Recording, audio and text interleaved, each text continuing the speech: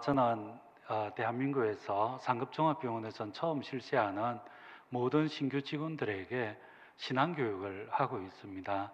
많은 얘기를 하고 있어요. 그리고 우리 젊은이들이 뭐 때문에 고민하고 뭐 때문에 아파하는가 이것도 많이 듣고 있습니다. 재밌는 거 한 가지는 얼마 정도 있으면 행복할 것 같아요. 행복에 시작하는 그 금액을 50억이라고 이렇게 얘기를 하더라고요. 50억 같으면 큰 돈인데 어떻게 모으는가 아무 상관없습니다. 있어야 행복합니다. 그런데 우리 보건병원 지금 입원해 계시던 환우분들께 50억 있으면 행복할 것 같아요. 이렇게 물어보면 있죠. 돈 주고 또 못 사는 건강 문제 때문에 여기 있는데 놀리십니까? 건강이 최고입니다. 이렇게 얘기를 하시거든요. 건강 앞에는 장사도 없거든요. 우리 오늘도 특송하는데 우리 그 젊은 우리 학생들이 있어서 마음이 굉장히 뿌듯하고 기뻤어요. 나오기가 쑥스러울 건데 대단한 것 같아요. 우리 보건병원에 보면 소아청소년 호스피스가 이렇게 실시되고 있거든요. 16명의 아이들이 있습니다. 3살, 5살, 8살, 13살, 14살, 15, 많게는 20살까지 16명의 우리 환우들이 있어요. 부모님들이 이 아이를 바라볼 때에 공부를 잘하면 행복하겠다. 이 아이가 1등을 하면 행복하겠다. 그런 꿈 절대로 꾸지 않습니다. 건강하기만 하면 좋겠다. 한 아이의 어머니가 이렇게 병원에 오셨어요. 소아청소년 호스피스 사별가족 모임이 있었는데 아이를 먼저 보낸 부모님을 모시고 무엇을 설교할까 한참 동안 고민했습니다. 무슨 말을 들을 수가 없더라고요. 그래서 겨우겨우 설교를 마치고 앉았는데 맞은편에 있는 아주머니의 팔뚝이 좀 이상해요. 그래 유심히 보고 있으니까 아주머니가 저에게 먼저 말씀을 하셨습니다. 먼저 보낸 딸아이를 잊지 못해서 아이 사진을 문신으로 팔뚝에 새겼다는 것이죠. 이것이 부모님의 마음이거든요. 보내고도 잊지 못하는 것. 우리들도 마찬가지인 것 같습니다. 잠깐 이후에 이 육신의 거죽을 벗고 주님 앞에 섰을 때 50억이 행복했습니다. 건강함이 행복했습니다. 그런 말을 하실 분은 안 계실 것 같아요. 주님이 계셔서 행복했습니다. 주님 때문에 행복했습니다. 감격과 감사가 있었습니다. 그렇게 말하지 않겠습니까? 하나님을 경험하기 위해서는 하나님이 일하시는 환경 가운데 있어야 합니다. 주로 우리가 간절하게 기도하고 하나님께 애걸복걸하는 그 장소가 하나님이 계시지 않는, 하나님이 존재하지 않는 장소에서 우리가 하나님 앞에 매달릴 때가 많이 있거든요. 하나님이 일하시는 환경을 경험할 때에 우리는 하나님을 믿고 알고 만나고 경험할 수가 있는 것입니다. 우리 보건병원에서 근본에 8월 7일부터 17일까지 84명이 남아공과 에스와티니에 다녀왔습니다. 이유는 한 가지입니다. 우리 보건병원에 전통적으로 선교훈련원이 있습니다. 한 자매가 너무 이쁘게 조별 모임도 하고 이렇게 했는데 한번 나눔을 할 때에 하나님의 이쁜 딸로 성장하고 싶습니다라고 나누었습니다. 모임을 마치고 나서 불렀습니다. 어느 교회 나가세요? 라고 물어보니까 아직 교회를 안 나가고 있어요 라고 설명을 합니다. 여러분들 이것은 기적입니다. 교회를 안 나가는데 하나님의 이쁜 딸로 성장하기를 원한다는 그 자매에게 한 가지 더 질문을 했습니다. 올해 안으로 이루고 싶은 소원이 뭐예요? 라고 물으니까 남아공에 선교 가는 것입니다 라고 얘기를 했습니다. 천금이 들더라도 억만금이 들더라도 이 자매 남아공으로 데려간다. 그것이 저의 기도 제목이었습니다. 무모한 도전이 될 수가 있습니다. 학생들이 낼 수 있는 돈은 겨우 국제선 항공료도 못 되는 그런 돈이거든요. 그런데 우리가 10일 동안 다녀오기 위해서 1인당 100만 원 이상 마이너스가 졌습니다. 84명이니까 거의 1억에 가까운 마이너스가 있었습니다. 기도했습니다. 하나님께서 주신다는 그런 확신과 그리고 그런 확증이 아니라 기도했습니다. 이런 무모함은 우리 복음병원 초기부터 있었던 내용입니다. 여러분들 복음병원에 공짜로 치료하기 때문에 그 많은 사람들이 모였겠습니까? 장기로 박사님은 일제시대 때에 의학 박사학위를 가지고 계신 분이셨습니다. 내과의 전종희 박사님은 서울대 내과학 교수였습니다. 6.25 때문에 전시연합의과대학이 부산에 있었는데 그곳에 가지 않고 복음병원에서 일을 하셨던 것입니다. 여러분들이 편찮으시는데 여러분들의 목숨을 나을지 안 나을지 모르는 사람에게 여러분들의 목숨을 맡기겠습니까? 200명만 한정을 했습니다. 무료로 치료를 했습니다. 그런데 그 사람들이 자신의 목숨을 복음병원에 맡기면서 찾아왔습니다. 201번째 온 사람은 땅을 치면서 울었다는 것입니다. 하루가 더 산다면 내일 복음병원에 오리라. 이것이 무모하게 하나님 앞에 도전했던 복음병원의 초창기의 모습입니다. 하나님께서 은혜를 베풀어 주셔서 지금까지 복음병원이 오게 되어졌습니다.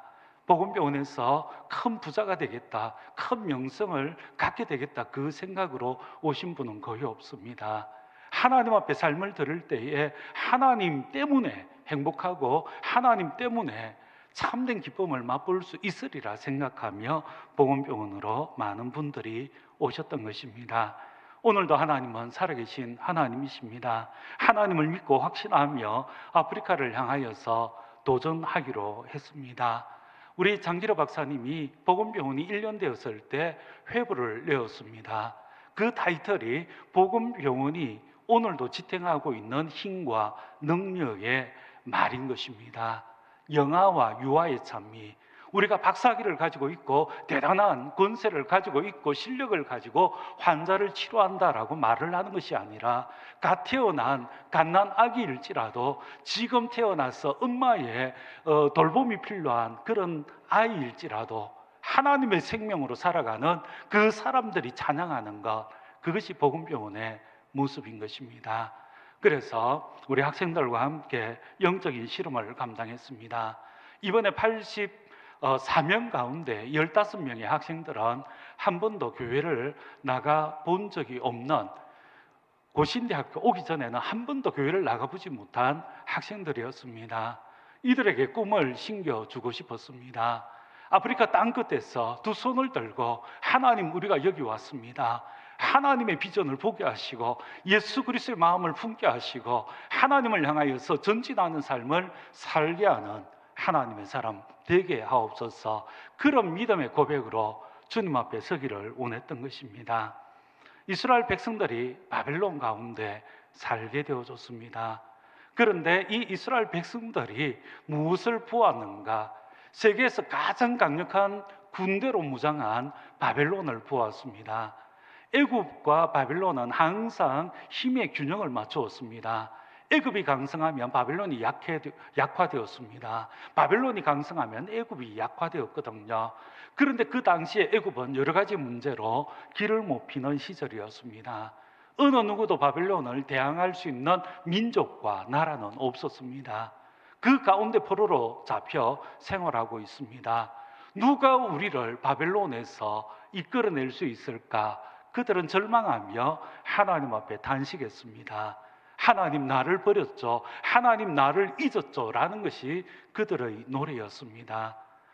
이사야의 2부의 시작은 40장입니다.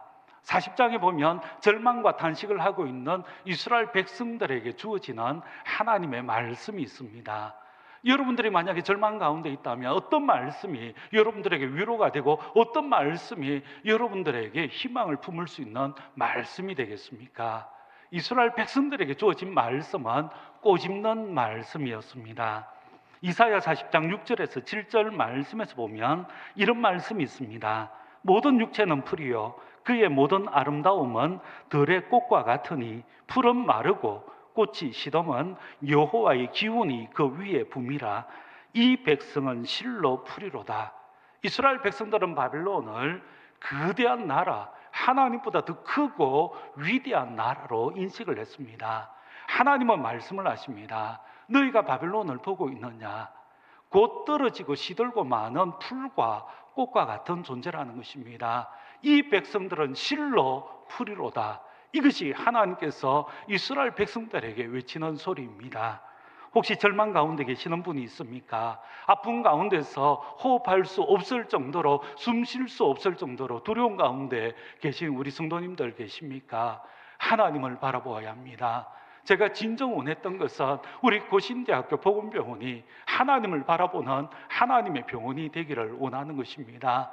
하나님을 바라볼 때에 그 하나님으로 말미암아 우리를 알 수가 있고, 우리를 알 때에 우리를 붙들고 우리를 역사로 인도하시는 하나님을 알 수가 있는 것입니다. 역사의 어리석음을 반복하는 것은 바보입니다. 이스라엘 백성들은 하나님을 바라보아야 했던 것입니다. 이사야 40장 8절에 있는 말씀에서는 풀은 마르고 꽃은 시드나 우리 하나님의 말씀은 영원히 있으리라. 바벨론에 있는 이스라엘 백성들에게 하나님만이 희망인 것을 외치고 있는 것입니다. 우리들에게도 마찬가지입니다. 하나님만이 정답이고 하나님만이 희망이며 하나님만이 우리의 생명으로 인도하시는 그 능력의 주이신 것입니다. 복음병원에 생존하고 존재하고 미래를 향하여 나아가는 방법도 우리가 사람 앞에 서는 것이 아니라, 부산에서 최고의 병원이 되어지는 것이 아니라, 대한민국의 탑 5원이 되는 것이 아니라, 하나님 앞에 설 때에 복음병원은 복음이 되어지는 것입니다. 신앙인은 하나님께 시선을 고정해야 하는 것입니다. 자신의 환경과 상황으로 하나님을 예측하는 것만큼 어리석음은 없습니다. 우리는 육체로 존재합니다. 이 육체는 넓게 되어지거든요. 저도 15살 때에 복음병원에 처음 왔습니다. 신장암으로 처음에 복음병원 입원했을 때 정말로 소망이 없었습니다. 퇴원할 때에 6개월 이상 살지 못한다는 그런 승부를 받고 복음병원을 뒤돌아 나가야만 했던 것입니다. 이 육체라는 것은 잠시 하나님께로부터 빌려 사용하는 것인 그뿐인 것입니다. 병들 수도 있습니다. 우리는 죽음을 경험할 수도 있습니다. 그러나 하나님을 바라보아야 합니다. 하나님께서 부어주시는 모든 것들을 우리가 알 때에 하나님 앞에 살아가는 참된 그리스도인이 될 수가 있는 것입니다. 고대에서는 결혼은 굉장히 중요한 문제였습니다. 자손이 생기는 것, 그리고 우리의 가문이 계승되어지는 것이 가장 중요한 결혼의 목적이었습니다. 지금은 그렇지 않지 않습니까? 그래서 자녀를 낳지 못하는 사람들은 소박을 당했습니다. 하나님은 어떤 사람을 부를까요? 아들을 10명, 20명 낳은 사람을 위대하다고 높여주실까요? 정말로 많은 자손들을 생산하여서 가문의 영광을 빛낸 사람을 좋아하실까요? 오늘 본문 말씀에서 보면 하나님께서 부르시는 사람들이 있습니다. 1절에 있는 말씀에서 보면 잉태하지 못하며 출산하지 못한 너는 노래하라 라고 말씀을 하셨고, 상고를 겪지 못한 너는 외쳐 노래하라 라고 말하고 있습니다. 소박당해야 마땅한 정말로 가문의 수치와 그리고 민족의 거역으로 여겨졌던, 하나님 앞에 범죄로 여기지고 죄악으로 여겨졌던 아이를 낳지 못한 사람을 우리 하나님은 부르고 계신다는 것입니다. 왜 불러주실까요? 이는 홀로 된 여인의 자식이 남편 있는 자의 자식보다 많게 되기 때문인 것입니다. 이스라엘 백성들이 바벨론으로 포로로 잡혀갈 때에 아이들은 발에 잡혀서 성전의 모퉁이에 돌에다가 골이 터져서 다 죽임을 당했습니다. 남편은 죽임을 당했습니다. 가족은 뿔뿔이 흩어졌습니다. 혼자서 어딘지 모르는 영만리에 타국당해서 살아가고 있는 그 여인들을 여러분들 그릴 수 있겠습니까? 밤마다 바빌론의 강가에 나와서 울부짖으면서 우리에게 소망이 어디 있습니까? 우리에게 희망이 어디 있습니까? 라고 외치고 있는 그들의 비애를 여러분들 볼 수 있겠습니까? 절망 속에서 좌절하고 자기 포기하는 것은 전형적인 인생의 모습입니다. 우리 하나님은 인생으로 육체의 모습으로 살아가는 사람을 기뻐하지 아니하십니다. 오늘도 우리 성도 제일교회 모든 성도님들을 향하여서 하나님의 거룩한 생명으로, 하나님의 영으로, 하나님의 자녀로 하나님 앞에 서는 하나님의 백성들을 원하고 계시는 것입니다. 하나님의 영적인 백성들은 영의 세계 가운데서 자신을 바라보는 사람들입니다. 2절 말씀에 이런 말씀이 있습니다. 자녀를 생산하지 못하고 자녀를 낳지 못하였고 잉태하지 못하였으며 상고를 한 번도 경험하지 못한 사람들에게 내 장막들을 넓히며 내 처소의 휘장을 아끼지 말고 널리 펴되 너의 줄을 길게 하며 너의 말뚝을 견고히 하라라고 말하고 있습니다. 여러분들 어떻게 보면 이것은 수치스러운 조롱처럼 느껴질 수가 있습니다. 아이를 낳지 못하는 여자입니다. 아이가 없는 여자이고 남편이 없는 과부입니다. 그런데 우리 하나님께서는 장막틀을 넓히라는 것입니다. 저소를 만들라라는 것입니다. 방들을 만들라라고 외치고 있는 것입니다. 우리는 육신의 시각으로 이 땅을 바라보는 그 습관을 고쳐야 합니다. 하나님의 사람들은 세상의 중심 가운데 서야 하는 것입니다. 이들은 세상의 중심인 바벨론 가운데 살고 있습니다. 그런데 육신적으로 바라보면 노예입니다. 종입니다. 비참한 상황 가운데 살고 있는 처량한 인생들입니다. 그런데 하나님께서 처량하고 불쌍하고 노예인 이 사람들을 세상의 중심에다가 세워두시겠습니까? 하나님의 뜻을 알아야 하는 것입니다. 하나님의 뜻은 하나님의 생명으로 존재하며 하나님의 빛된 자녀들이 열방의 중심에 세우셔서 온 세상과 열방과 민족들이 하나님을 바라보기를 원했던 것입니다. 우리의 잘못된 신앙의 관점을 바꿔야 합니다. 내가 잘되고 내가 성장하고 내가 세상에서 높임을 받으며 많은 사람들이 나를 알아줄 때가 신앙의 결과, 그것이 아닙니다. 우리는 하나님의 사람으로 세상 가운데 서야 하는 것입니다. 그 모습이 노예이든지 종이든지 비참한 그런 상황 가운데 있는 인생이든지 상관이 없습니다. 오늘도 우리가 서 있는 자리가 세상의 중심이고 오늘 우리의 존재가 빛된 하나님의 자녀의 모습인 것입니다. 이스라엘 백성들이 처량하게 한탄하고 있을 때 우리 하나님께서 보여주신 비전이 있습니다. 세상에 있는 수많은 젊은이들이 하나님께로 몰려오는 그 비전을 보여주셨습니다. 그 비전을 통하여서 그들은 이런 외침을 듣게 되어졌는데 이사야 49장 20절에 있는 말씀에서 이곳이 내게 좁으니 넓혀서 내가 거주하게 하라. 이곳이 너무나 좁다는 것입니다. 너무나 많은 자녀들이 그들에게 달려오고 있는 것입니다. 노예입니다. 종입니다. 포로 가운데 있습니다. 상관이 없습니다. 하나님 앞에 마음을 정하고 하나님을 바라보고 있는 그 백성들 앞으로 열방과 민족의 수많은 젊은이들이 달려오게 되어진다는 것입니다. 이것이 하나님의 뜻입니다. 사랑하는 우리 성도님 여러분들, 해운대가 부산의 중심이 아닙니다. 그리고 명지가 부산의 중심이 아닙니다. 하나님의 교회가 이곳에 있으면 부산의 중심은 송도 제일교회입니다. 여러분들에게도 수많은 젊은이들이 몰려오고 수많은 사람들이 두 손 들고 아버지요 어머니요 우리가 어떻게 할까요? 이것이 너무나 좁습니다. 열방과 방백 가운데 우리를 흩으시어서 우리를 보내주시고 파송하여 주옵소서. 이런 소리가 송도 제일교회에서 충만할 수 있기를 소원합니다. 그래서 하나님의 백성들은 장막틀을 넓히며 그리고 저소를 넓혀야 하는 것입니다. 우리가 잘 되는 것, 번성하는 것 결코 신앙의 결과가 아닙니다. 우리를 통하여서 세상에 있는 사람들이 하나님을 알게 되며 하나님을 경험하며 하나님을 예배케 되어지는 것, 그것이 우리의 존재의 목적입니다. 그러기 위해서 박사학위가 필요 없습니다. 그러기 위해서 우리가 사회적인 존중, 존경, 높은 위치 필요가 없습니다. 하나님께서 붙드시고 하나님께서 활동하시고 하나님께서 역사할 수 있는 그 공간이면 족하다라는 말씀인 것입니다. 우리 하나님의 은혜의 역사를 경험하기를 원합니다. 3절에 있는 말씀에서 보면 이는 내가 좌우로 퍼지며 내 자손은 열방을 얻으며 황폐한 성읍들을 사람 살 곳이 되게 하겠다라고 말씀하고 있습니다. 임신하지도 못하고 상고를 경험하지도 못했고 아이를 낳아보지 못했던 그 처량한 소박당한 그 부인과 같은 이스라엘에게 주어지는 말씀입니다. 우리가 독립해야, 우리가 건전해야, 우리가 떳떳해야, 우리가 많아져야 하나님이 기뻐하시리라. 그거는 우리의 욕심입니다. 하나님의 뜻을 분별할 때에 오늘 우리는 하나님 앞에 드려지는 삶을 살 수가 있습니다. 여러분들은 무엇을 두려워하시는지요? 무엇이 여러분들을 오늘 공포스럽게 만들고 있습니까? 여러분들을 꼼짝 못하게 하는 것이 무엇입니까? 그 모든 것들이 하나님이기를 소원합니다. 세상에 있는 권세, 그리고 우리에게 주어진 질병, 이것이 아니라 오늘 우리를 꼼짝 못하게 하는 것은 하나님 외에 아무것도 없기를 소원합니다. 그 하나님께서 이스라엘 백성들에게 주시는 말씀이 있습니다.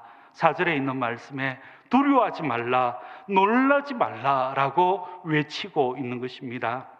이유는 수치와 부끄러움은 사라졌고 이전의 모든 잘못이 용서되어졌으며 지옥은 다 씻음을 받았기 때문인 것입니다.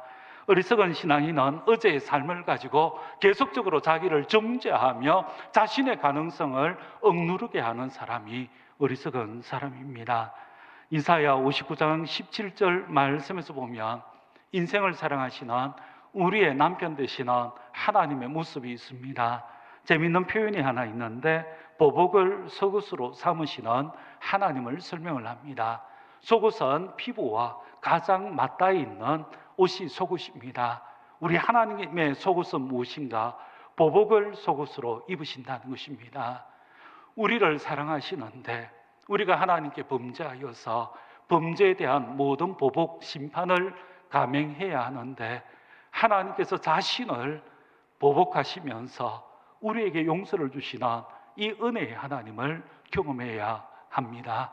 이사야 53장은 그 은혜의 하나님의 구속의 방식에 대해서 설명하고 있습니다.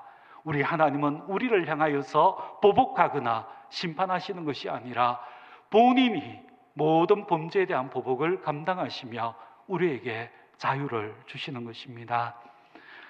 그 하나님께서 우리를 회복하시는데 무엇을 위해서 이런 회복과 은혜를 베풀어 주시는가? 5절 말씀입니다. 이는 너를 지으신 이가 내 남편이시라. 그의 이름은 만군의 여호와이시며 내 구속자는 이스라엘의 거룩한 이시라. 그는 온 땅의 하나님이라 일컬음을 받으실 것이라고 말씀하고 있습니다. 우리는 하나님 앞에 도전해야 합니다. 그분은 우리의 남편 되십니다. 우리 복음병원에 종종 이식을 하시는 분이 있습니다. 부인이 남편에게 신장을 떼어다 드립니다. 남편이 부인에게 간을 기증하는 경우도 있습니다. 왜 그렇게 하겠습니까? 사랑하지 않는 사람에게 내가 신장을 떼준다면 우리 가족이 무엇이라고 하겠습니까? 고귀한 희생이라고 할 수 있지만 미쳤다라고 할 수도 있습니다. 사랑하는 아내와 사랑하는 남편은 생명을 나눈 사이입니다.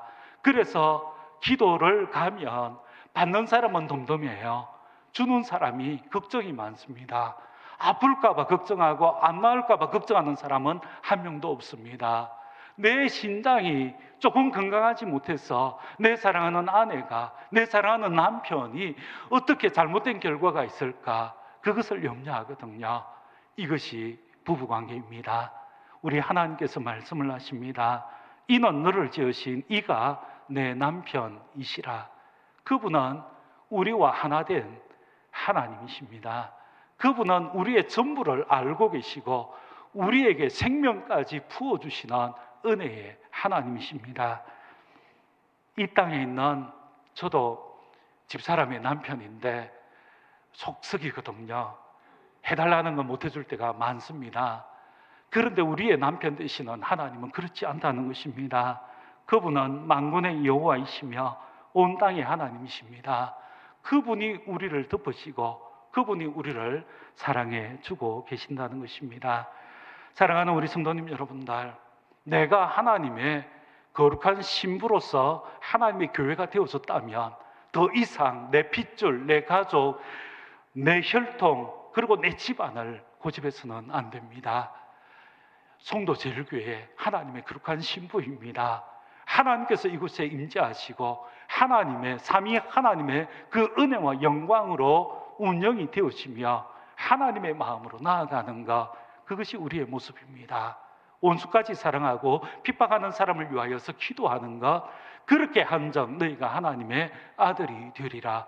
우리가 목표로 하는 것은 하나님을 꼭 빼닮은 예수 그리스도의 그 모습으로 하나님 앞에서 살아가는 것입니다. 2024년도에 의료 선교를 다녀왔습니다. 그때 예수님을 안 믿는 8명의 학생들이 있었습니다. 이 학생들이 어떻게 될까? 정말로 외국에 한번 나가는 것 때문에 참여했다가 하나님을 알 수 있을까? 불신도 있었습니다. 다녀왔습니다. 새신자 교육을 받았습니다.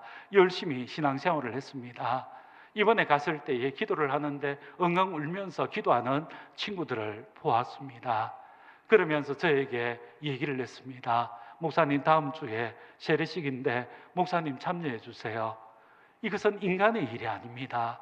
하나님의 놀라운 은혜와 능력의 일인 것입니다. 2025년 이번에 15명의 학생들이 참여했습니다. 우리가 자랑하는 것은 우리의 경험이 아닙니다.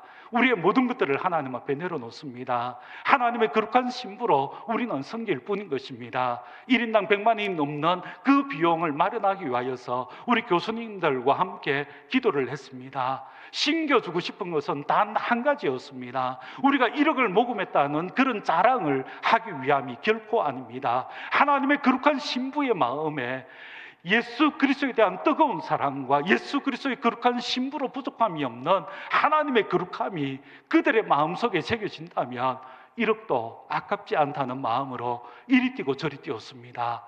여기에 전 원장님도 계시고 우리 복음병원 가족들이 많이 계시는데 저는 성격상 목사가 될 사람은 아니거든요. 사람 만나는 것을 무서워하고 그리고 많은 사람이 있는 데를 두려워하는 사람입니다. 그런데 우리 학생들과 함께 가야 될 이 선교가 있어서 제가 전화해서 한 주도 빠짐없이 매주마다 밖으로 다녔습니다. 복음병원을 위해서 기도해 주시고 우리 선교를 위해서 기도해 주시고 아이의 영혼들을 위해서 기도해 주시고 그 기도 제목을 나누면서 몇 달 동안 뛰어다녔습니다.